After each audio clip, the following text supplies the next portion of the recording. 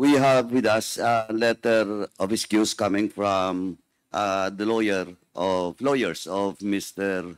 Police Colonel Grijaldo. And once again, attached is a medical request from his doctor, a certain Dr. Montenegro, for a request to admit Colonel Grijaldo.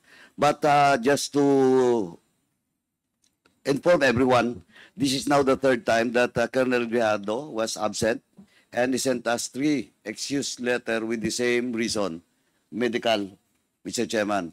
May I respectfully move, Mr. Chairman, that we will direct our medical officer in the House to check personally the status of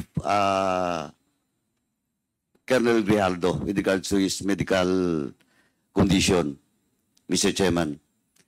Second, Mr. Chair. Mr. Chairman, as much as I wanted to inhibit myself on the discussion about this Colonel Grijaldo,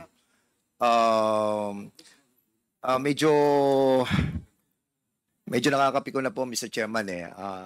His continued absence in this committee hearing in the pretext of medical excuses are not acceptable. He wants to run, He wants to run. Running away from his responsibility and mentioning the name of this representation. He tainted the image of this representation, not only of this representation, but the whole of the Quadcom. Now, Mr. Chairman,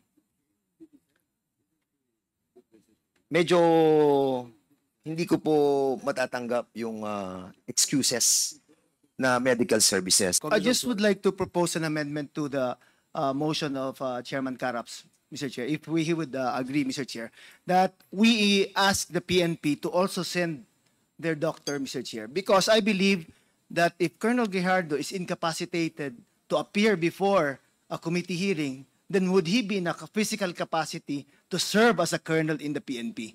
If that would prohibit him from serving in the PNP in that manner, Mr. Chair, then maybe the PNP should also determine his physical fitness to continue serving as an officer of the PNP, Mr. Chair.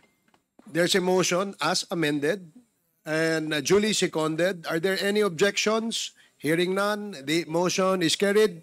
COMSEC, please coordinate with the House Physician, and Philippine National Police is directed to likewise ask the PNP doctor to check on Colonel Grijaldo.